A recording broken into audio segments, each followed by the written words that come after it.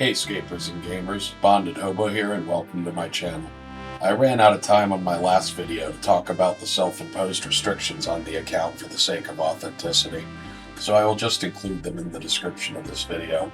Like, share, and subscribe if you would like to support the channel and follow along. The goal for this episode is meeting the requirements to fully unlock the Grand Exchange.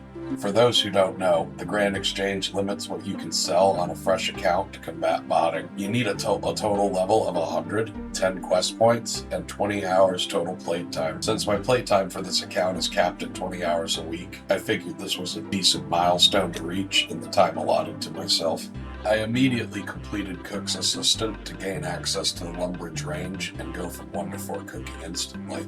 I decided to take a different approach than most new players, and instead chose to level to 40 cooking before doing any combat or further questing. I banked all my starter gear and ran across the bridge to the cow pasture. Just picking up the beef off the ground and running back to the castle is much faster than killing the cows yourself. It takes successfully cooking 30 raw beef to go from levels 4 to 15 cooking, but realistically, you need around 60 to account for burning the meat, which yields no experience. You can do this in about 10 to 15 minutes, and unlocking the Lumbridge range streamlines this process. Beef only heals 3 HP, and access to trout at just 15 cooking and roughly 15 minutes of your time heals 7. Drop the cooked and burnt beef as you run across the bridge back to the pasture. Don't even bother with banking. After I reached 15 cooking, I headed to the graveyard and spoke to the resident goth of Lumbridge, Count Check. Count Check gives an immediate one-time teleport to the Stronghold of Security, which is in the barbarian village.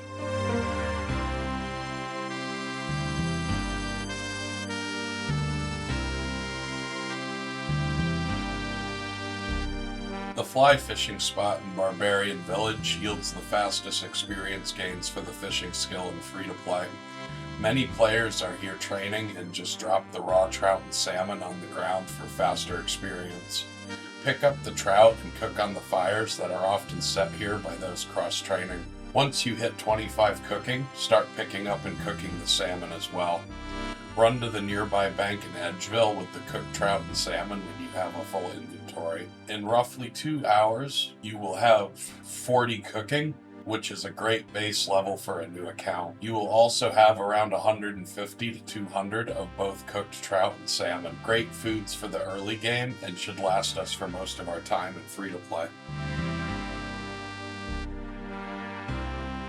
Take a nearly full inventory of trout or salmon and head into the Stronghold of Security. There are 4 floors of account security questions and aggressive monsters who are a much higher level than you. Completing this trial will give you 10,000 GP total and some boots for Fashionscape. This is why we started with 40 cooking, because we have highly limited access to the Grand Exchange as far as selling items. The 10k from the Stronghold of Security will give us a very nice launch pad for early game gear. Completion takes roughly 10 minutes, and for a fresh account, this is very fast GP. The tips on account security are worth glancing over, as well as setting up your 2-factor authentication. The restrictions regarding the Grand Exchange are only on selling, not buying. Take your 10k from the Stronghold of Security and head directly to the Grand Exchange. Buy a set of steel armor, a steel scimitar, an amulet of power, 1 orange dye, 1 blue dye, and Gadava berries. The dye and berries are for quests that we will complete later. I suggest keeping the steel armor and only upgrading your scimitar until the 20 hours are up. Now, after all this preparation, it is time to train combat. Use the home teleport to return to Lumbridge. Keep in mind this teleport can't be used until its cooldown time of 30 minutes is up. Head to the chicken coop a short distance from the cow pasture and start stabbing chickens. Chickens never deal damage to the player and also have the lowest defense of any monster in the game, making them great for the initial 5 levels in your attack, strength, and defense stats. They don't drop much besides bones and meat, but pick up the feathers if you like for fishing training later. Once you have base 5s in your melee stats, equip your shiny new armor and weapons.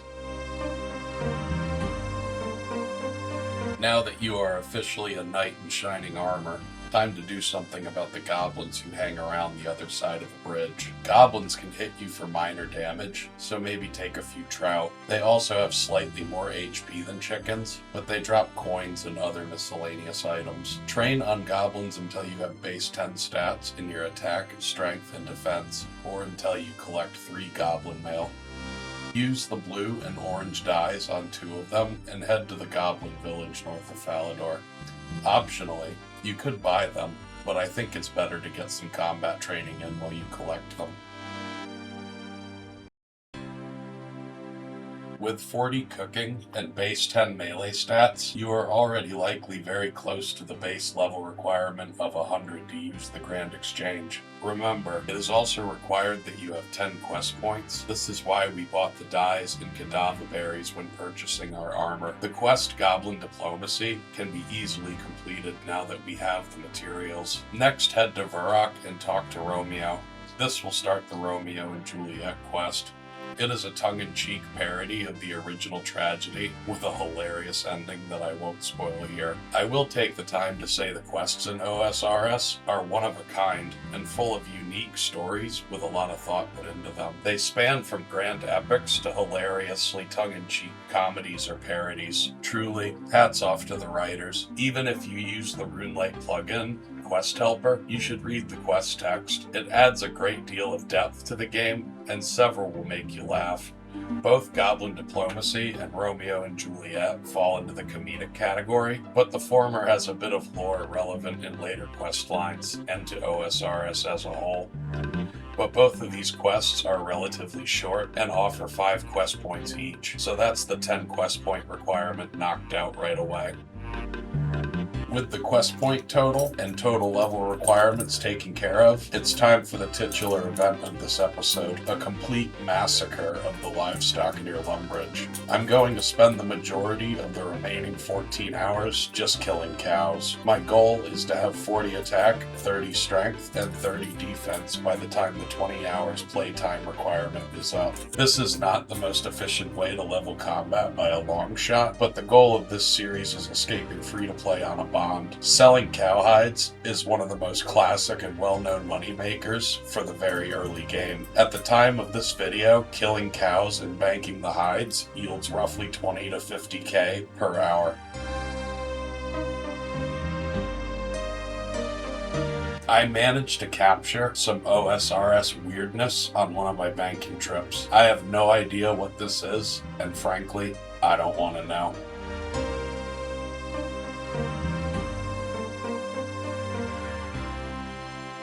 Since cows drop loot in this clicking order, cowhide, bones, then raw beef, I decided to knock out some early prayer levels as well. Just double click on the dropped loot to line up your inventory like mine, and bury 14 bones at a time before collecting more hides. After almost 9 consecutive hours of killing cows, the monotony was killing me. I decided to do Vampire Slayer and Ernest the Chicken, since they are both located in Draenor Manor and can be completed at the same time. Vampire Slayer, you should have roughly 20s in your melee stats before attempting, and is one of the more serious fantasy quest stories. The dialogue also gives a bit of lore, and is the first in-game mention of Mauritania, the land of the vampires, and also the barrier preventing the horrors of that land from crossing over. You also get some great early game attack experience as a reward, so I unleashed my inner Van Helsing and slayed the vampire. Ernest the Chicken is a ridiculous quest about a man being turned into a chicken by Grandpa Rick. It is quick, easy, and yields 4 quest points and 400 coins. Upon slaying the vampire, I completed the very first ever quest added to RuneScape.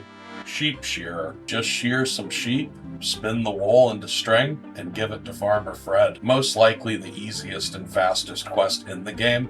Jagex really needs to make a part 2 at Grandmaster difficulty. That would be sweet. With 3 more quests done, it was back to killing cows until the 20 hours is up. Killing cows for around 12 hours is one of the easier and shorter grinds in this game.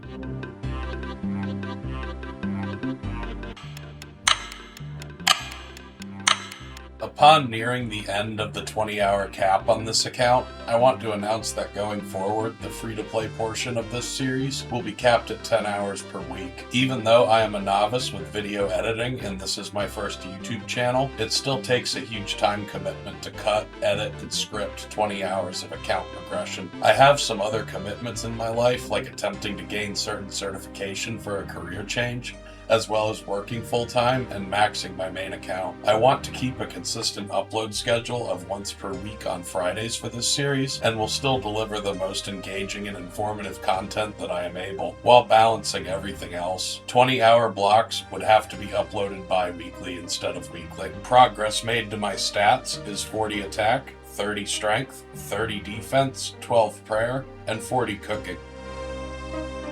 Progress made towards a bond is 400 GP. Here is my total playtime to prove that only 20 hours has elapsed since leaving Tutorial Island on my last video.